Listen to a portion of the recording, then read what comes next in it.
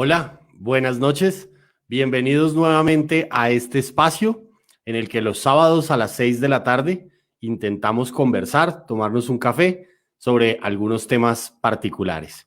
Bienvenidos, estamos en Recapacitando. Recuerden que Recapacitando es una plataforma social que busca generar espacios de reflexión acerca de temas de derechos humanos, acerca de muchos temas de pedagogía, de reconciliación, de paz, y para eso hemos creado estos streamings en los que nos encontramos todos los sábados a las 6 de la tarde para platicar sobre un tema particular. Hace 8 días tuvimos un streaming sobre las mujeres emprendedoras. Invitamos a Alexa Idarraga, quien nos acompañó y nos dio algunas de sus tips, de su experiencia como coach y como comunicadora sobre estos temas.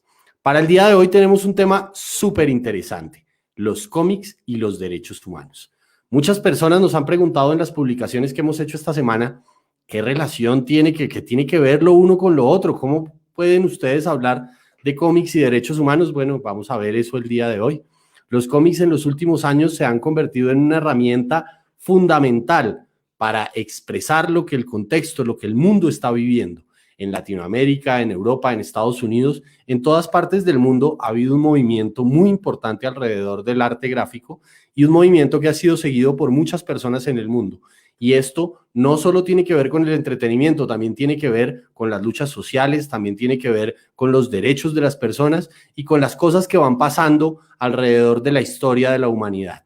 Para ello, hemos invitado hoy a Diego Fernando Sevilla Cortés. Diego es un fan de los derechos humanos, pero además también es un fan de los cómics, y por eso hemos querido tener esta conversación el día de hoy con él, para que conversemos y hablemos un poco sobre lo que significa tener una relación entre los derechos humanos y los cómics. Diego, buenas noches, muchas gracias por tu tiempo, bienvenido a Recapacitando. Jean-Pierre, buenas noches, un abrazo grande y un saludo para todo el equipo que hace parte de Recapacitando y bueno, gracias por la invitación. Diego, cuéntanos un poquito de ti. Bueno, tuve la oportunidad ya de conocer a Jean-Pierre, el equipo de Recapacitando hace algunos años. He tenido la oportunidad de trabajar en distintos temas de derechos humanos, docente, y pues bueno, me encanta la docencia, me encanta enseñar y bueno, como lo describía Jean-Pierre, un trabajo de derechos humanos desde hace tiempito y bueno, acá aprendiendo cada día. Entonces, bueno, muchas gracias. ¿Cómo llegaste al mundo de los cómics? ¿Por qué te gustan los cómics? ¿Desde hace cuánto te gustan los cómics? Bueno, creo que obviamente habrá mucha gente que sabe mucho más del tema de cómics, pero bueno, igual yo creo que todo empieza desde la infancia, de pronto traer un poco del recuerdo de esas añoranzas de la infancia. Yo cuando muy pequeño me acerqué mucho a los libros ilustrados. Me acuerdo mucho que vivía en Garzón Huila, que es un municipio que queda como a 2 horas y media de Neiva, y ahí mi abuela solía tener un libro con ilustraciones.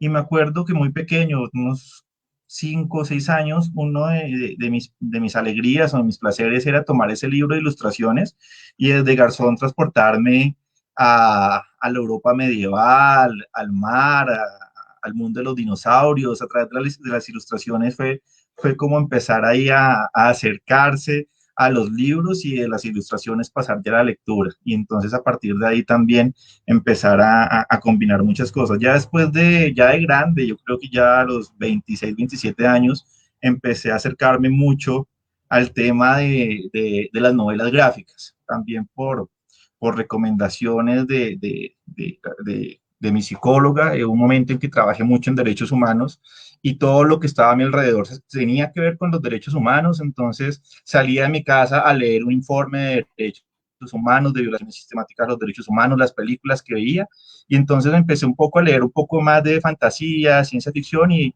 bueno, luego descubrí que también están unidos en cierta parte. Entonces creo que es importante también hablar de estos temas. Oye, súper interesante porque quería como que nos contaras un poquito de eso. Diego y yo somos amigos hace muchísimos años y conversamos con mucha frecuencia. Nos hemos tomado cafés 17.000 veces para hablar de 17.000 temas distintos. Hemos arreglado el país y el mundo por ahí unas 200 veces. Pero en una de estas conversaciones, un día Diego me dice, oiga, hagamos un programa sobre derechos humanos y cómics. Y tengo que confesar que yo fui el primer sorprendido. Yo fui el primero que dije, ¿cómo así? Pero no, o sea, no entiendo por qué eso que tiene que ver una cosa con la otra. ¿Tú cómo encontraste esa relación? ¿Cómo llegaste a entender que los cómics o las tiras gráficas o las películas tienen que ver con los temas de derechos humanos? Bueno, eso es muy importante porque, bueno, los cómics son una expresión artística, son parte de la cultura. Igual eso lo vamos a ver, si bien vamos a centrarnos en los cómics, es muy importante que hablemos del arte gráfico como tal. Y como una expresión cultural, pues la expresión cultural también muestra lo que está pasando en el momento. Y varios cómics o varias historietas o varias ilustraciones te hablan de lo que sucede en el momento en la sociedad, cómo están los derechos humanos en ese momento, pero también los cómics y las historietas que han permanecido en el tiempo también muestran una evolución de esos derechos humanos. No es lo mismo ver una historia escrita en el 60, 50, verla hoy en el 2021, verla en el 90. Entonces es muy importante y creo que un cómic con el que me llamó mucho la atención y antes del cómic, sino las animaciones, los dibujos animados, fue la serie de los X-Men. Parece que lo vamos a hablar, y es más, lo hemos dejado para el final, pero los X-Men tienden a hablar de una situación y unas realidades de los derechos humanos que siguen vigentes. Y tú ves los X-Men hoy y ves los X-Men originales del 63 o es la serie animada de los 90 y parece que estuvieran escritas hoy en día. Son unas realidades que persisten en el tiempo y te hablan mucho de la situación que vive la humanidad. Y también el origen de los X-Men es muy importante porque da cuenta de lo que estaba pasando en la sociedad y la sociedad estadounidense y que en cierta forma también sucedía en el mundo y es muy importante y a partir de ahí cuando veo los X-Men digo, uy, acá hay mucho y a veces cuando he tenido la oportunidad de dar clase, también como que la asociación de los X-Men con los derechos humanos es interesante, creo que da muchas reflexiones. Súper interesante y aquí me parece importante que hagamos una claridad para las personas que nos están viendo. Y es que, digamos, la primera claridad tú ya la hiciste, nosotros expertos en cómics no somos unos aficionados a los cómics, nos gustan esta vaina y los hemos visto y los hemos analizado desde una situación particular. Y lo segundo es que no vamos a hablar exclusivamente de cómics, vamos a hablar del arte gráfico como una manera de expresión. Sí, porque digamos los cómics han evolucionado y se han convertido en grandes productos cinematográficos y las películas a veces pueden ser mucho más llamativas que el cómic.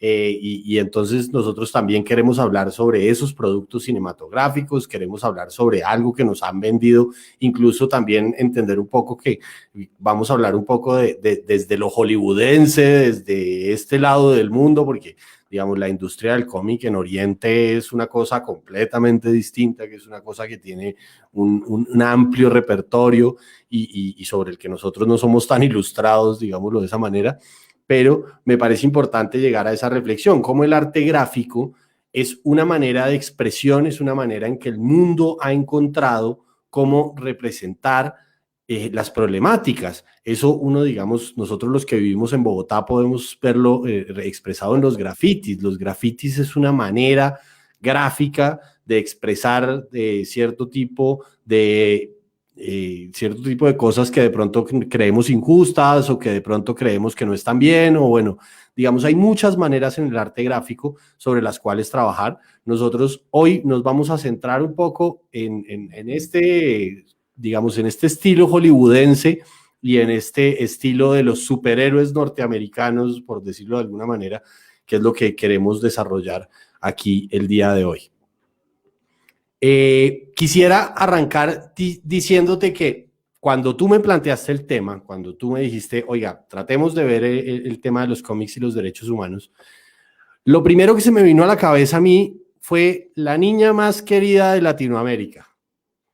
Mafalda, para mí, es un superhéroe. Tuve discusiones con algunas personas sobre, sí, pero es que Mafalda no es un superhéroe. No, pues yo, o sea, claro, Mafalda no es Superman, pero para nosotros, los fans de los derechos humanos, claro que Mafalda es un superhéroe. Mafalda es una niña de clase media que vive en una Argentina, que está en una dictadura, y es una niña que además reclama sobre las desigualdades, reclama sobre las injusticias. Para mí es un superhéroe. ¿Tú qué opinas de eso?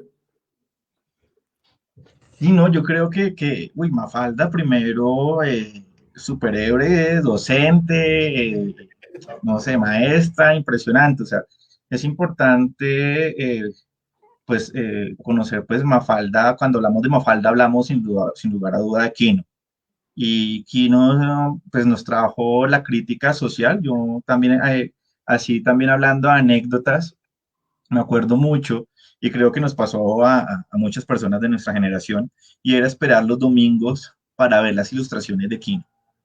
En el periódico, el día domingo, después de la parte de caricaturas, había una hoja grandísima que era una ilustración solo de Quino. Y ahí Quino expresaba desigualdad, inequidad, pobreza, temas ambientales, hipocresía. Y bueno, yo creo que éramos muy felices. Yo me podía quedar, minutos viendo las ilustraciones de Quino, y creo que esto es importante a partir de ahí, porque bueno, Quino, a partir de su política social, crea a Mafalda. Y bueno, Mafalda, como lo decía, es una profesora, también lo discutíamos con Jean-Pierre en algunos momentos.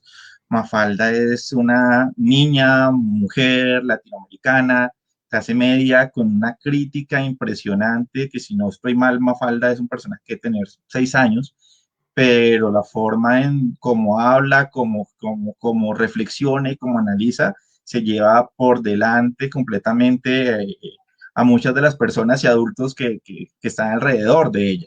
Es más, muchas veces, una de las confrontaciones que tiene Mafalda es que, los adultos piensan que una niña no puede tener esas reflexiones y tratan de minimizar sus pensamientos, tratan de tratarla o de hablarle de una forma en donde ellos creen que como entiende un niño, y Mafalda es muy crítica de esas situaciones. Entonces, creo que sí, y sí, incluye todo eso. Es una, superhéroe, claro que sí, lleva años luz todavía creo que nos lleva hasta años luz cuando uno mira Mafalda hoy en día, las reflexiones, y uno dice, uy, yo no había pensado en esto, uy, no se me había ocurrido eso, uy, yo estoy cayendo en eso. Entonces, la crítica que tiene ella al sistema, cuando su padre va al trabajo y llega súper agotado, dice, uy, yo mandé al padre y me devolvieron esto, y a veces uno, uy, yo estoy cayendo en esa maquinaria que Mafalda estaba criticando en el 60 y pico, 63, y hoy es el año 2021 y eso sigue muy vigente. Entonces, sí es una superhéroe, es una docente, y sobre todo, pues creo que, nos abre todavía los ojos a muchas y muchos cuando vemos Mafalda, ¿no? Además de que Mafalda, defensora de derechos humanos, hablaba de derechos humanos, sin ninguna analogía. Ahorita los vamos a ver que en los cómics tenemos que tomar analogías para poder interpretar los derechos humanos. Mafalda no tiene necesidad de eso. Mafalda va hablando de derechos humanos, va hablando de mal gobierno, va hablando de que cuando uno piensa hay opresión, o sea, Mafalda todo lo habla sin tapujos. Además, ahora que tú mencionas, digamos, las anécdotas personales, yo recuerdo mucho que en eso que tú dices de que el domingo venía en el tiempo la página de la caricatura de Quino, mi padre las recortaba, las laminaba y las pegaba en la pared. Eso para mí era increíble porque era una manera en la que, pues, como lo venimos diciendo, Quino y Mafalda hablaban además de los derechos humanos desde el humor, que es una forma muy difícil de hacerlo, porque es tratar de burlarse un poco del sistema, tratar de burlarse un poco de todo lo que está pasando en el mundo, y con la característica de que además Mafalda no se burlaba solo de una persona o solo de un establecimiento, sino se burlaba de todo lo que encontraba en el mundo. O sea, ella podía estar hablando mal de la religión, ella podía estar hablando mal del gobierno, ella podía estar hablando mal del capitalismo, ella podía estar hablando mal de lo que fuera, a través del chiste, de la ironía, y de una manera bastante particular, tanto que finalmente en algunos momentos incluso Naciones Unidas termina llamando a Aquino y diciéndole, venga, ayúdenos a usted a explicarle a la gente qué son los derechos de los niños. Hay varias publicaciones de Naciones Unidas sobre la Declaración de los Derechos del Niño que está hecha por Kino, que está ilustrada por Mafalda, donde sale Mafalda explicando, porque como tú dices, pues Mafalda es un superhéroe, pero también es un profesor. Es una profesora que nos enseñó muchísimo, sobre todo a los de mi generación. Yo no sé si las generaciones posteriores tengan en la cabeza lo importante que fue Mafalda en ese momento de la vida, pero digamos, fue un momento en el que para todos nosotros fue un referente y ha sido y seguirá siendo un referente de lo que ocurre en el mundo alrededor de los derechos humanos. Y esto también para decir un poco que a medida que ha pasado el tiempo, todas las industrias, puedo hablar de la industria textil, de la industria gráfica, de la industria manufacturera, de todas las industrias del mundo, han venido evolucionando a la par que los derechos humanos van evolucionando. Entonces, todos han venido, digamos, con unos matices donde dicen, oiga, esto está bien, pero de pronto aparece una revolución en el mundo que dice, oiga, no, un momento, eso no está bien y vamos a cambiarlo porque vamos a entrar en razón y a entender que esto funciona de otra manera, y entonces ahí las industrias empiezan a acomodarse un poco a lo que va ocurriendo con los derechos humanos. Por poner un ejemplo sencillo, yo quisiera que habláramos del caso de Disney, que me parece bien importante porque me parece que es una cosa que ha generado controversia en los últimos meses alrededor de su plataforma virtual. Crearon una plataforma que se llama Disney+, y en Disney+ están todas las películas que Disney ha hecho en toda la historia, y resulta que retiraron las películas clásicas, la Cenicienta, la Blancanieves, la Sirenita, las retiraron del stock de niños, del stock de menores de 16 años, y las pusieron solamente en el de adultos, y en el de adultos les agregaron un letrero que dice, oiga, tenga en cuenta que cuando esto se hizo, esto estaba bien. Aquí hay cosas que pasan que hoy entendemos que no están bien, pero en ese momento de la historia no se creía que esas cosas estuvieran bien. Pero además las estamos dejando aquí para conservar la memoria histórica de cómo funcionaba el mundo en ese momento, pero le pedimos que por favor no repita los comportamientos que usted va a ver en estas películas. ¿Has visto eso? ¿Qué opinas tú de eso? Bueno, yo estaba viendo también eso y lo utilizaba un ejemplo que es un poco extremo y sin entrar como a discusiones ni ya más el tema religioso, pues precisamente como lo hablamos al principio, la expresión gráfica o la cultura también son expresiones del momento y el momento cambia. No es lo mismo hablar hoy 2021 de unos temas y no es lo mismo hablar del 80 de otros temas. Por ejemplo, hablar de orientaciones sexuales y identidades de género hoy en el 2021 es distinto a hablarlo en el 70. Yo puedo hablar hoy con estudiantes de 20, 21 años sobre el tema y va a ser muy distinto si yo lo hablo con mi abuela o con mi abuelo, porque fueron criados y crecieron bajo otro momento histórico y bajo otra perspectiva. Lo mismo pasa con la industria del cómic. Y entonces digo, yo me voy a un ejemplo y es el tema de la Biblia. ¿Cuándo fue escrita la Biblia? ¿Por quién fue escrita la Biblia? ¿En qué momento histórico? ¿Y qué dice la Biblia? Entonces ver la Biblia hoy en día bajo la pura letra de cómo está escrita, pues no tener en cuenta que fue escrita por hombres en una época con unas dimensiones históricas distintas. Y lo mismo ha pasado con la industria del cómic. No es lo mismo un cómic que fue escrito en el 60, en el 70, en el 80, verlo el día de hoy. Y eso también pasa por cómo se veía o el imaginario de que es ser un hombre o una mujer. Entonces uno mira, caso Disney, o lo vamos a ver ahora en los cómics, que todos los personajes eran blancos, heterosexuales, porque esa era la hegemonía del momento. Ya nos hemos dado cuenta de que nuestra sociedad no está compuesta solamente por personas blancas, estadounidenses, que fue donde surge la industria, sino que somos una sociedad completamente multicultural, con múltiples religiones, con múltiples formas de pensar la vida, y eso también ha tenido un impacto. Ya vemos también cómo Disney empieza a tener historias distintas. Entonces tenemos, por ejemplo, Pocahontas, tenemos Mulan, tenemos ya ahora personajes que son afroestadounidenses, entonces que vamos a sacar la sirenita en la vida real, entonces la protagonista es una mujer afro, pero eso también conlleva a que ya hoy en día es 2021 y de que esas imágenes o esas caricaturas fueron escritas en otras épocas. Y precisamente al escribirlas en otras épocas estaban cargados de estereotipos, de prejuicios, del imaginario del momento, que de pronto, como lo estamos viendo hoy en día, a la luz de los derechos humanos ha tenido un cambio, porque también los derechos humanos han sido una lucha, han sido una forma de abrir los ojos y abrir caminos, caminos que no estaban, no se habían creado o estaban por crearse en esa época cuando se crearon. Entonces creo que tú tocas un ejemplo de lo que vamos a hablar en esta charla y precisamente es como esos imaginarios, esas imágenes de Disney han cambiado y también cómo se han obligado a decir, hey, estábamos cargados de estereotipos frente a las comunidades indígenas, frente a los afro, frente a los italianos, frente a distintas comunidades y precisamente creo que también se están dando cuenta de que existían unos estereotipos y que precisamente son estereotipos y que todas y todos somos distintos y hay imaginarios también culturales que toca derribar porque pueden generar discriminación o pueden generar distintos imaginarios en la sociedad. Inclusive hablando de este caso de Disney en particular, eh, el producto de marketing principal de Disney es Mickey Mouse. Ese es su principal producto. Pero su segundo producto más importante son las princesas Disney.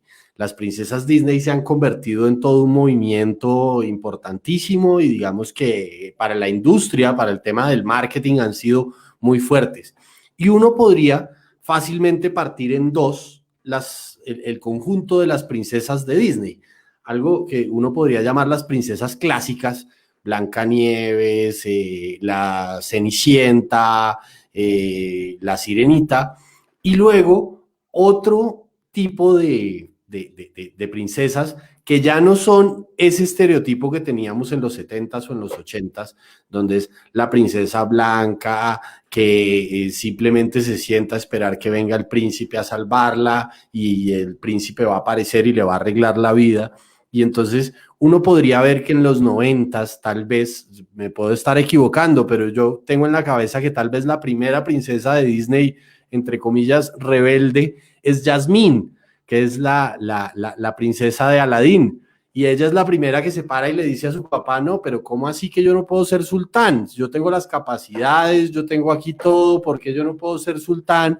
Y entonces tiene que venir un hombre a arreglar esta vaina porque yo no puedo, no, yo sí puedo y yo tengo cómo y usted tiene que hacerme sultán porque yo puedo demostrarle a usted que yo sí puedo. Y a partir de Yasmín vienen otro tipo de personajes como los mencionabas tú ahorita, Mulan, Mélida, que es la princesa de Valiente, las princesas de Frozen. A mí Frozen, digamos, me genera muchas alegrías, digámoslo de alguna manera, por ese sentido, porque Frozen es una película que tiene dos princesas que se solucionan la vida sin ningún hombre.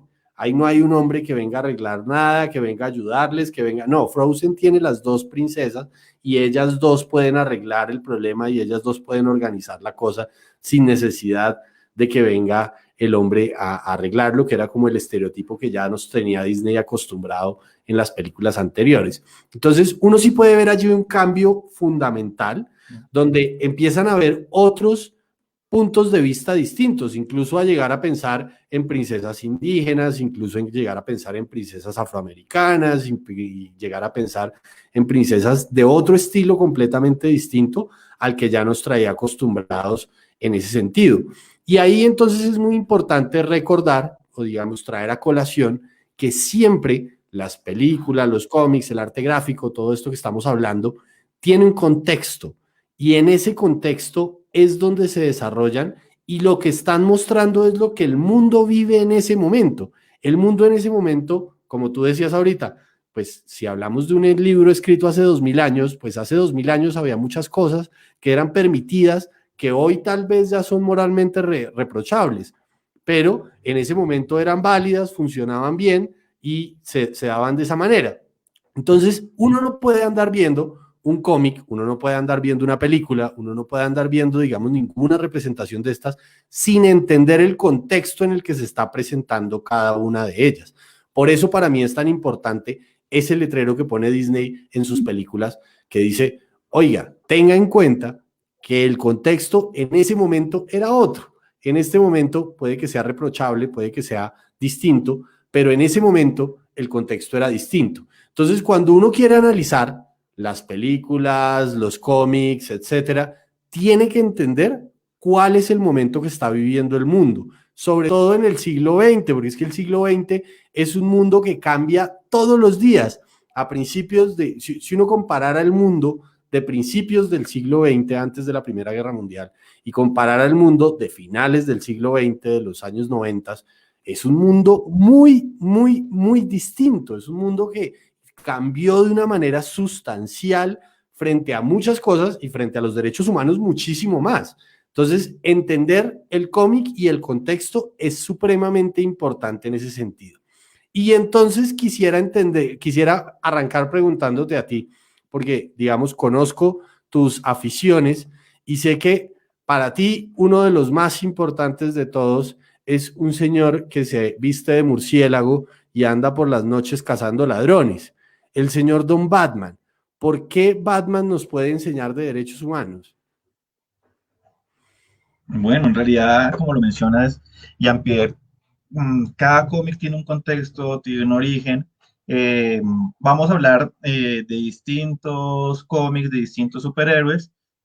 No vamos a hablar tanto como de esos periodos históricos, porque ahorita lo vamos a ver, Superman fue primero que Batman, pero Batman tiene varias reflexiones al interior de, de sus páginas y también contradicciones frente al tema de los derechos humanos. Yo me acuerdo también, como forma de anécdota, estaba alguna vez con una compañera y me decía, no, es que uno cuando empieza ya a ver todo con los derechos humanos, se vuelve uno como muy ñoño, me decía ella. Y yo decía, ¿por qué? Porque yo ya no, me decía ella, yo ya no volví a ver a Batman con los mismos ojos, porque Batman es un paramilitar. Me lo dijo de esa forma, entonces yo quedé como sorprendido, pero bueno, por qué esos extremos? Y ya cuando uno empieza a mirar a Batman y empieza a mirar a los héroes, en realidad empieza a mirar primero que hay una justificación siempre en sus orígenes. Batman es Batman por una situación traumática, le matan a sus padres enfrente de él y él quiere justicia. Y entonces ahí viene ese primer tema frente a los derechos humanos, ¿no? Que es justicia. Y uno va a mirar y entonces las reflexiones, ¿qué es justicia? ¿Qué nos han inculcado? ¿Qué es justicia y cuál es la justicia que él busca? Y ahí se confunde un poco esa justicia con la venganza. Entonces voy a buscar justicia, pero quiero también buscar a los responsables y acá vemos bastantes elementos que también son vigentes hoy en día. Y es precisamente esa cultura de que es la justicia que nos han enseñado muchas veces, y eso lo ha traído el cómic, y es que la justicia es sancionar al malvado, es llevarlo, aprenderlo y llevarlo a la cárcel. Y eso es lo que quiere Batman muchas veces, capturar a sus enemigos, llevarlos a Blastgate o llevarlos al asilo Arkham, porque esa es la forma de justicia y esa es la forma en cómo debe serlo. Y él también se vuelve Batman porque la justicia no es perfecta, porque hay una corrupción muy grande, porque la policía está cooptada por las mafias. Entonces él decide, bueno, yo no he logrado la justicia para mis padres, hay una impunidad, entonces yo voy a tomar esa justicia por las manos. Y esto es el origen también de muchos héroes. Y entonces acá vienen muchas reflexiones también de los derechos humanos. ¿Es válido tomarse la justicia por las manos? Hoy lo estamos viendo acá nomás en Bogotá, cuando las personas dicen, no, precisamente ese argumento de las novelas gráficas del cómic de Batman está muy vigente, pero ¿para qué llevo yo al ladrón a la policía si lo van a dejar libre? Pues prefiero entonces con la gente del barrio ajusticiar al ladrón para que no vuelva, y entonces lo cogemos a garrote, le damos palo, y esa es la justicia a la que estamos enseñados y estamos trabajando. Y traer también el cómic y el tema de justicia a los derechos humanos, voy a llevarlo un poco más, y es también a los acuerdos de paz entre el gobierno y las FARC, porque es tan difícil también entender que hay unas formas de justicia distintas, si hablamos de justicia restaurativa, que es distinta a la justicia que estamos acostumbrados, que es la sanción y que es la cárcel, y cuando hay también formas importantes que es la reparación. Y el cómic habla mucho de esto, el cómic habla mucho de la sanción, del castigo, el villano está libre y tengo que capturarlo y tengo que... Esto no lo vemos solamente en Batman, lo vemos alrededor de distintos personajes, de distintas industrias, los distintos DC a Marvel, pero eso es un elemento que estaba muy parecido. Entonces Spider-Man también se toma la justicia por su propia mano, Batman se toma la justicia por su propia mano, tanto que llega a chocar con las autoridades y las autoridades en algún momento quieren capturar a Batman porque está cometiendo actos por fuera de la ley, quieren capturar a Spider-Man, está cometiendo actos por fuera de la ley. Hay otro personaje que yo quisiera también hablar un poco, por acá lo tengo, me perdió, y es este personaje, El el Punisher. Punisher, el castigador. Y este es un personaje que también va a vengar a su familia de la mafia, y entonces acá el hombre ya no es, ya se pasa, ya no tiene líneas, ya no es por, Batman se preocupa por atrapar a los villanos y tiene siempre esos debates de será que a veces tengo ganas de matarlos, le pasa mucho con el Joker, será que voy a cruzar esa línea del bien y del mal, pero el Punisher no tiene miedo, el Punisher no le importa la sanción, él ve simplemente la muerte, y eso nos pasa como sociedad a veces pensamos que el mejor castigo es la pena de muerte, la cadena perpetua, ese es el castigo que debe haber, esa es la solución a la violencia, y precisamente los cómics nos hablan mucho de esto. Entonces, por ejemplo, el Punisher es un ser completamente violento, y ahí es muy importante hablar también de las artes gráficas y de los cómics que también en su momento fueron creados para un público joven, adolescente, adulto, y a veces nos pasa mucho en Colombia asociar la animación con lo infantil, a veces creemos que todo lo que es animado es para niñas y niños, y pues darle un Punisher a un niño de 8 o 9 años, pues es un arte gráfico muy violento, muy fuerte, y entonces también es muy importante identificar esas situaciones en el cómic, ¿no? Y bueno, creo que Batman nos habla de muchos temas, Batman también ha evolucionado en el tiempo, es más, no solamente Batman como cómic, sino todo lo que tiene alrededor, las películas. No es lo mismo ver la película de Tim Burton de Batman del 90 con ver las últimas de Christopher Nolan o de la Liga de la Justicia, que ahorita justo están dando la Liga de la Justicia Zack Snyder en algunos canales de pague por ver. Y no es lo mismo tomarlo a la luz de Batman de Adam West de los 60, ha evolucionado. Y en ese mismo quisiera traer de pronto la película del Joker, no sé si tuviste la oportunidad de verla, y es que también hablan un poco, obviamente, y esos son los orígenes, y en los orígenes se tiende mucho a justificar las acciones del héroe, del villano, pero entonces, por ejemplo, en el Joker se habla mucho de un tema que no se habla, y es la salud mental, y cómo es una persona que tiene graves problemas de salud mental y que la sociedad lo margina, lo discrimina, y cómo empieza entonces el Joker a volverse el villano que es hoy en día. Entonces Batman habla temas de justicia, también luego hoy en día uno ve a personajes en donde antes no se hablaba y era un tabú hablar de orientaciones sexuales e identidades de género, y Batman lo vivió en cierta forma, porque en alguna época, en los 60, el cómic de Batman fue juzgado por la sociedad porque tenía prácticas homosexuales con Robin, y eso hizo que el mundo del cómic, entonces, como era un tabú y era algo malo para la sociedad, tuvieron que crear figuras femeninas para mostrar esa masculinidad de Batman.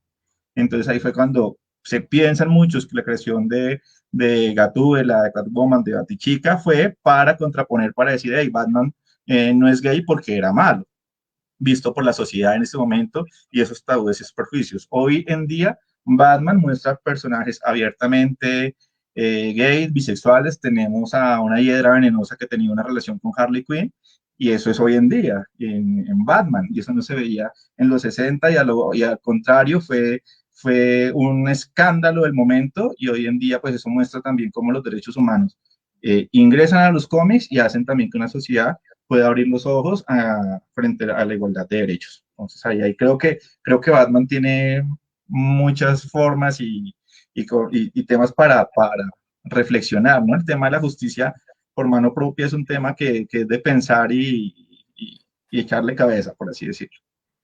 Además que aquí hay un elemento que, digamos, es transversal a todos, por ejemplo, los que vamos a hablar hoy, y es que todos van por un fin que en teoría es noble, en teoría es bueno, que es la justicia, digamos, la justicia es un fin que perseguimos todos al final, pero empezamos a preguntarnos si el fin justifica los medios, ¿sí? Porque al final aquí nos están enseñando un modelo de justicia, que como tú dices es un modelo de justicia en el que solamente hay justicia cuando hay venganza, cuando yo finalmente logro atrapar y digamos, castigar a quien ha cometido un error. Y además viene otra reflexión que me parece importante que podríamos hacer allí o podríamos verla un poquito más adelante, y es sobre el tema de la legalidad del actuar de los superhéroes, ¿sí? Tú lo mencionabas, en las películas de Batman uno puede ver claramente cómo la policía vive muerta la piedra con Batman porque Batman al final está por fuera de la ley y no está dejando a la policía hacer su trabajo, ¿sí? Y entonces uno también empieza a pensar, bueno, pero el tipo está atrapando a los ladrones, sí, está haciendo lo que dijo que iba a hacer, atrapar a los ladrones, pero lo puede hacer y lo puede hacer de cualquier manera. Eso tiene muchos debates allí y además pensar que no tiene unas nociones de legalidad o unas nociones de las reglas que tiene la sociedad, sino que él va imponiendo sus propias reglas porque él es el justiciero, por decirlo en términos del Punisher, porque él puede hacerlo porque él es así y entonces eso también tiene unos matices ahí importantes.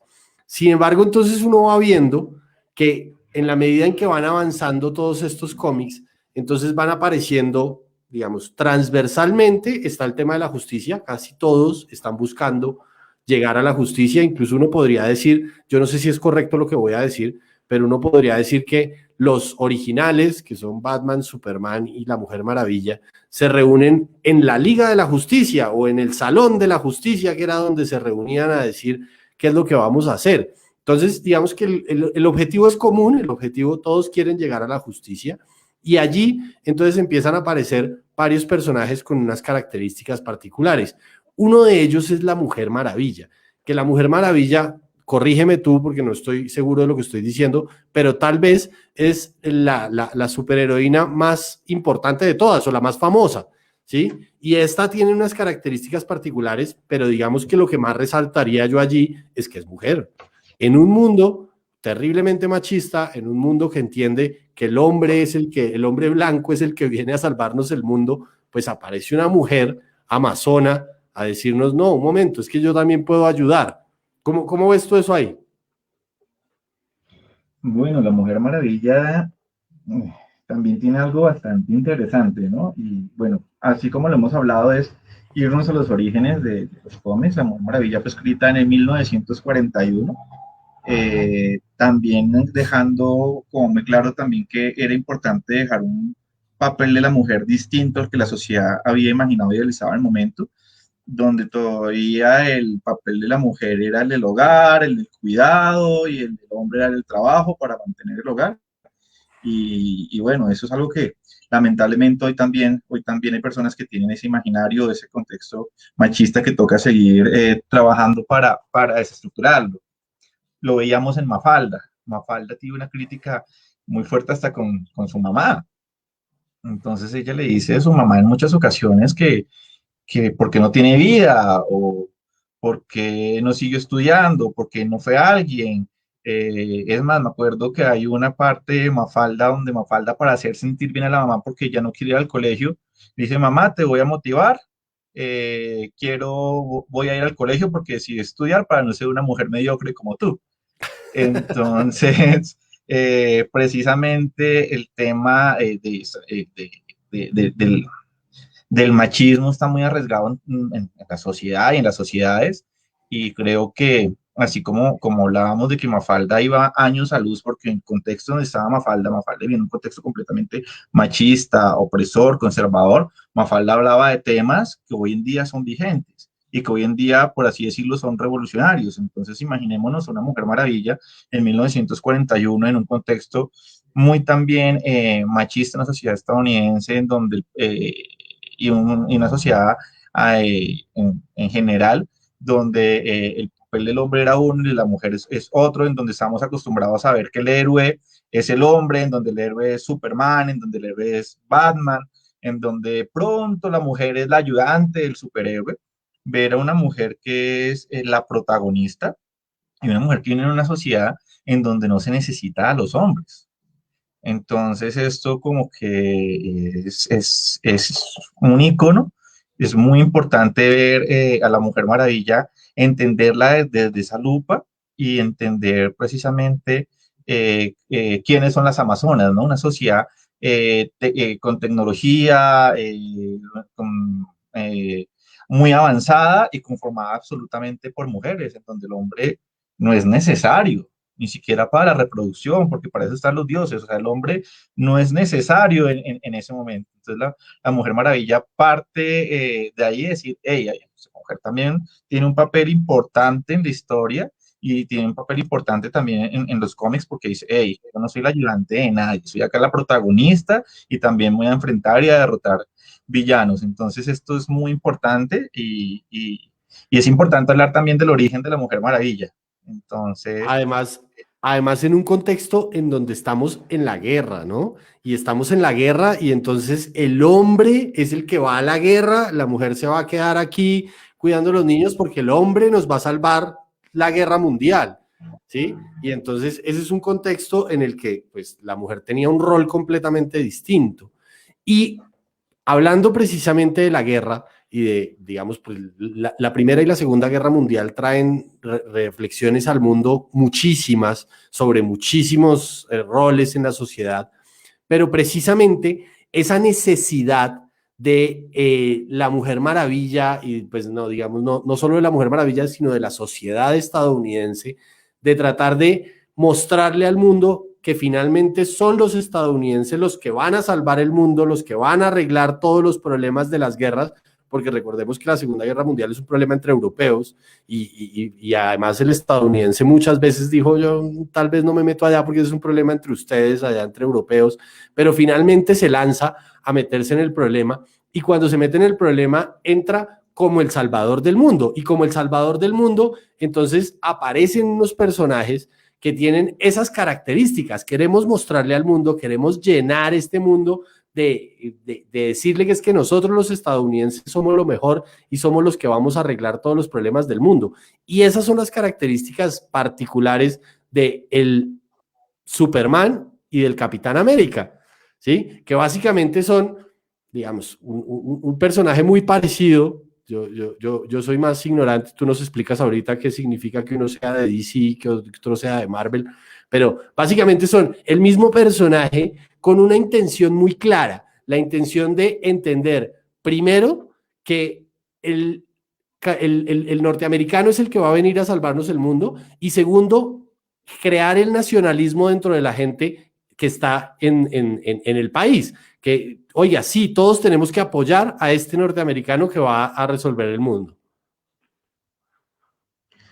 sí, y eso lo vemos con varios de los personajes que iniciaron, ¿no? Entonces vemos a Superman, vemos que los colores de Superman son en cierta forma representativos de los colores de la bandera estadounidense, la propia Mujer Maravilla, desde luego Capitán América, que también lo va diciendo, entonces también como precisamente son cómics escritos en Estados Unidos en una época que era en cierta forma necesario exaltar los principios de ser estadounidense, de lo que pregonamos que somos la libertad, la democracia, y que queremos llevar nuestros principios a esos otros países salvajes, ignorantes, entonces somos el país que lleva esos principios. Es importante ver esos análisis, entender, porque hasta los colores de los uniformes tienen un mensaje del momento, del contexto.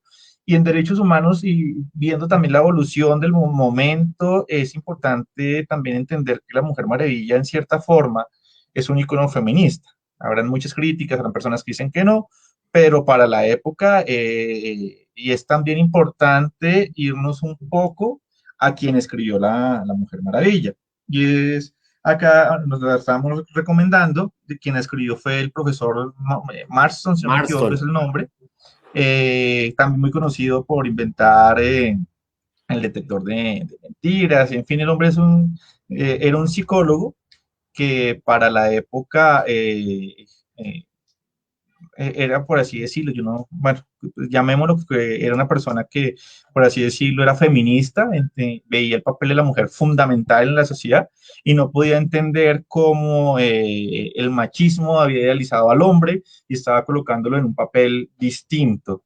Y entonces él empieza a crear este personaje, o sea, siendo un hombre crea una mujer maravilla y siendo un hombre también él empieza a idealizar a la mujer en contraposición de ese estereotipo, de ese papel que la sociedad ha creado.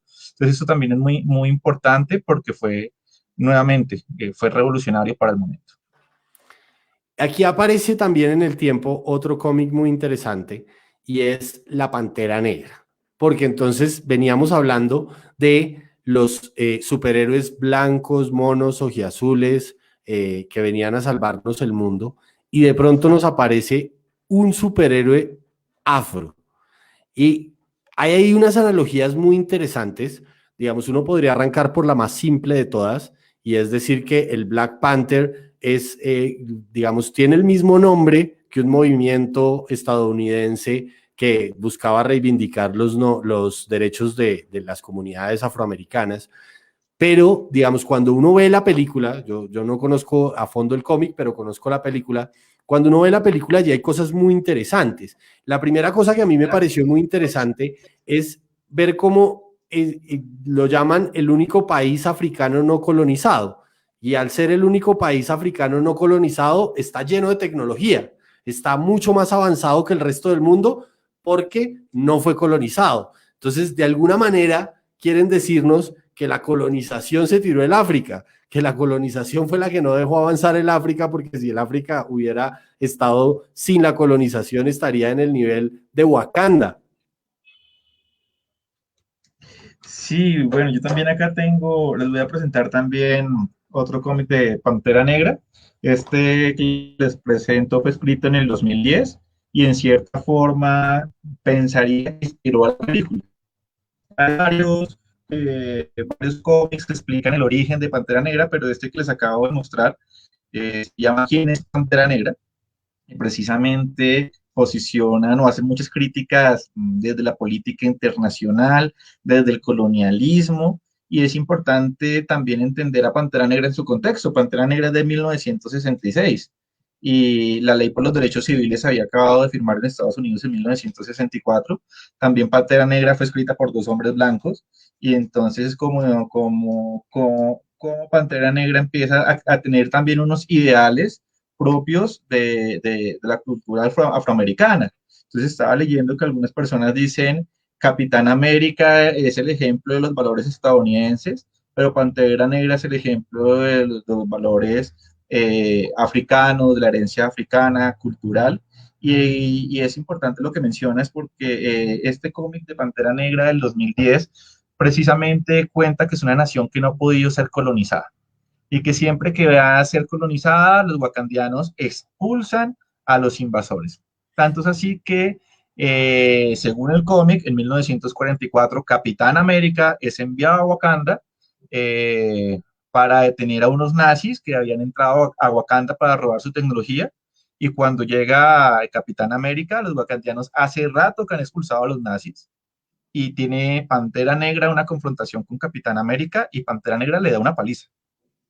Y eso es como también algo frente al cómic, tenemos una nación africana frente al poder estadounidense y este país imaginario, utópico, no colonizado, lo expulsa. Es un país que ese ejemplo, ya quisiéramos que existiera Wakanda, tiene recursos ilimitados, es las potencias quieren seguir invadiendo, las potencias no pueden creer que no ha sido colonizado y hoy en día, siendo el siglo XXI, el siglo XX, los cómics en algún momento, quieren seguir, quieren llegar allá. Los franceses, los belgas, los británicos, los estadounidenses, no pueden ver cómo existe una nación afro independiente que no hace parte o no toma partido en algún momento. Entonces, creo que también, y la película fue un éxito, creo que la película fue bastante interesante porque visibiliza un imaginario, un ideal de querer ser de las comunidades afro y es bastante interesante y el cómic como tal es espectacular. Las ilustraciones son geniales. Bueno, creo que es un cómic que vale la pena leer y un cómic que vale la pena conocer y desde luego las películas, la película de Black Panther fue para mí una de las mejores del universo de Marvel. Y llegamos a, hemos dejado de últimas la que nos parece más interesante de todas para hacer analogías, y es los X-Men. Los X-Men, yo tengo que confesar que no estaba como tan familiarizado con los X-Men hasta que nos pusimos a preparar este programa, y en la preparación de este programa Diego me dice, usted sí o sí tiene que ver la película de los X-Men. Uno no puede hablar de derechos humanos y cómics sin haber visto la película de los X-Men. Y realmente, después de verla, claro que, digamos, entiende uno porque para Diego es tan importante, porque realmente está llena de cosas importantes para hablar de derechos humanos. Incluso arrancando por la más básica de todas, y es que los X-Men son discriminados. Y son discriminados por la sociedad que lucha por los derechos humanos. Y entonces dicen, no, es que aquí luchamos por los derechos de los humanos y como los X-Men no son humanos, entonces dejémoslos allá y miremos a ver qué hacemos. Y ahí hay un montón de riqueza para ver a la luz de los derechos humanos.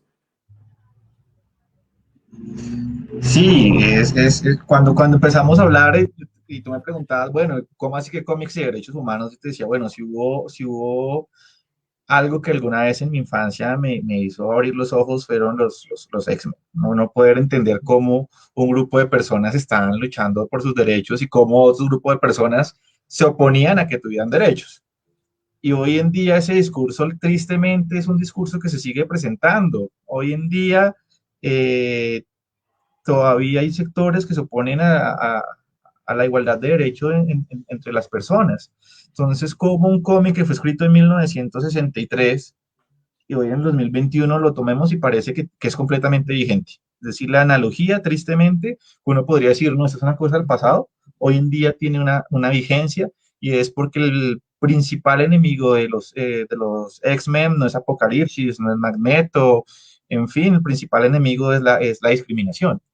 Entonces, como tú lo comentabas, Jean-Pierre, los X-Men son discriminados, los X-Men son perseguidos, y los X-Men entonces no pueden entender eso, como así que nos están discriminando y qué tenemos que hacer para luchar en contra de esa discriminación. Y en los X-Men ahí surgen entonces varios elementos. Entonces tenemos al profesor X, que es fundador y creador de los X-Men, pero tenemos también a Magneto. Entonces Magneto es un mutante que dice, no, pues ustedes los humanos están en contra de nuestros derechos, nosotros somos superiores a ustedes. Entonces ahí viene la diferencia del discurso. Y es como nosotros somos superiores a ustedes, yo no voy a esperar a que ustedes me den derechos, yo los voy a tomar porque son mis derechos y voy a sacar a los humanos de la ecuación. Entonces esto es bastante interesante en los cómics. Hay un cómic que es un cómic en donde están luchando distintos héroes, los Avengers, los X-Men, contra distintos villanos, y en un momento uno de los X-Men tiene una discusión con Capitán América. Y es muy interesante porque este miembro de los X-Men se queja con Capitán América y dice, es que usted siempre ha defendido a los humanos. Usted, Capitán América, es la luz de los humanos, pero usted nunca se ha puesto del lado de otras personas como nosotros. Y nosotros sí luchamos por nuestros derechos. Y la palabra derechos en los cómics de los X-Men sale muchas veces. O sea, es una lucha por los derechos, por la igualdad en una sociedad que es completamente opresora, por así decirlo. Entonces, tristemente, el discurso de los X-Men es un discurso que sigue siendo vigente. Esto es Incluso, importante tenerlo en cuenta. incluso en la preparación de este programa hablábamos tú y yo sobre cómo al principio de la película aparece un senador que dice, es que lo que necesitamos aquí es identificar a todos los X-Men y saber a qué amenaza nos estamos enfrentando. Y a mí me pareció una cosa absurda porque el principal instrumento de discriminación que ha habido en el mundo frente a muchas cosas ha sido la identificación. La manera, digamos, Hitler le ponía una estrella amarilla a los judíos para identificarlos y de una vez discriminarlos y hacer su propio gueto y de una vez, y la película arranca por ahí, la película arranca por necesitamos identificarlos y los X-Men precisamente van en esa lucha de, no, un momento, no quiero que me identifique, pero no quiero que me identifique porque no quiero que usted sepa quién soy yo, sino porque sé que usted va a usar eso como un arma de discriminación. Incluso discutíamos cómo Magneto estuvo en un campo de concentración. Él sabe lo que significa la discriminación y la identificación, y precisamente hay una lucha muy importante. Otra cosa de las que llama mucho la atención en los X-Men, que digamos es una de las analogías que me gusta hacer a mí, y es cómo ellos terminan en un colegio especial para ellos, que crea el profesor X, y es hacerlo para tenerlos allí aparte, porque de esa manera se protegen, ¿sí? De esa manera se pueden proteger entre ellos.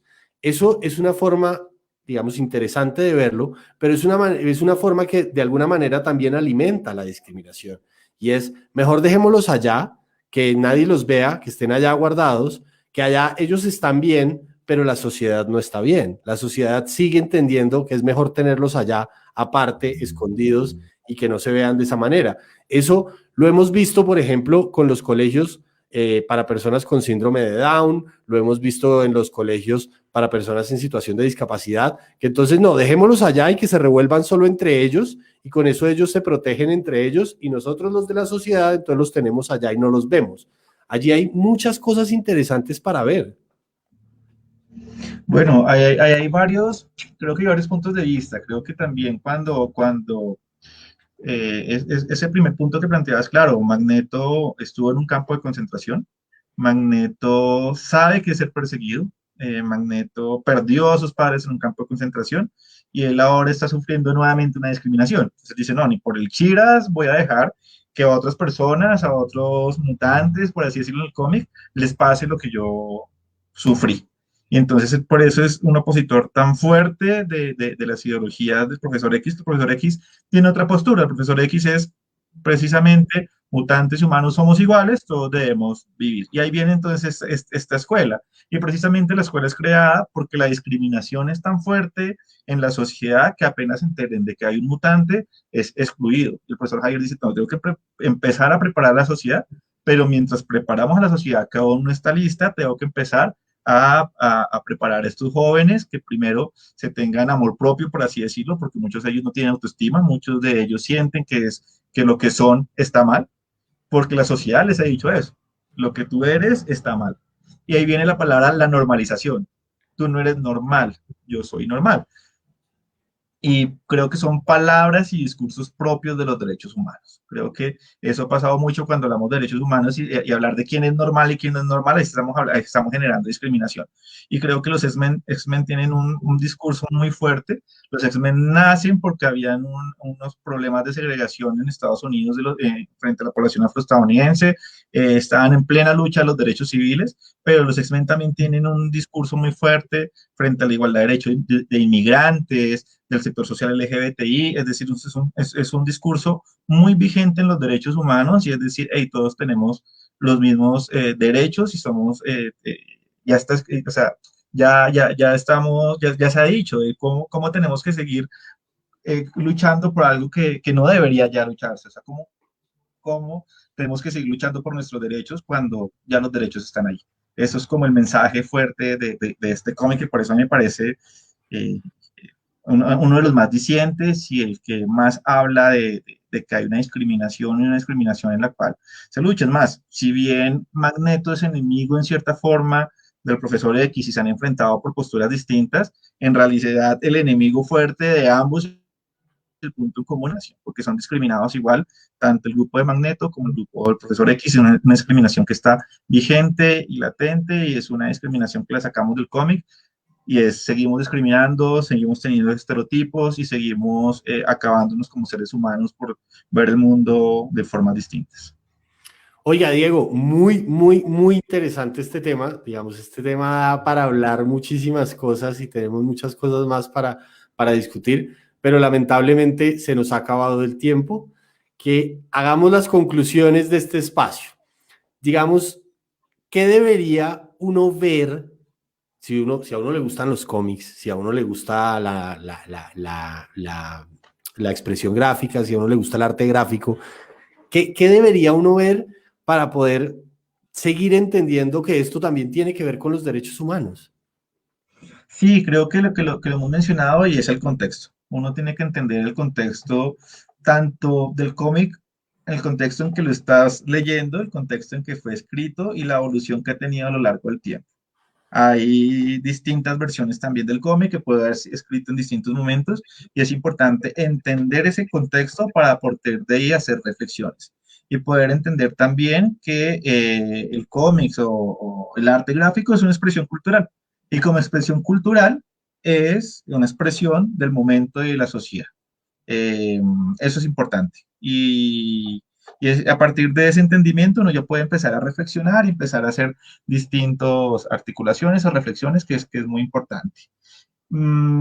Hablando también de temas de ya para cerrar y ya veo que se nos fue la hora, que a mí se me pasó el tiempo rapidísimo, porque es un tema que es bastante interesante y es un tema que me parece también hasta, por así decirlo, chévere, porque el arte gráfico también incentiva la lectura. Creo que a mí me pasaba cuando era niño, que no podía ver un documento que no tuviera ilustraciones. Fue muy difícil cuando decir, ah, no, ya un libro sin ilustraciones para mí era muy difícil, precisamente porque las ilustraciones te llevan a otro lado. Las ilustraciones te permiten ver el mundo de distintas formas. Y creo que en este mundo de las artes gráficas y los derechos humanos, creo que hay unas novelas gráficas que son muy importantes. Yo quisiera entonces recomendar, y se me perdieron, y es una de las primeras novelas gráficas que empecé a leer, que es Maus de Art Spiegelman. Es una novela gráfica espectacular. Es una novela en donde Art Spiegelman, a partir de la ilustración, cuenta la historia de su padre que estuvo en un campo de concentración. Y a partir de estas ilustraciones y de la novela gráfica, Art Spiegelman cuenta cómo fue el holocausto vivido por, por una persona que estuvo en los campos de concentración, y las ilustraciones utilizan analogías que son bastante interesantes, y es que primero representa con animales.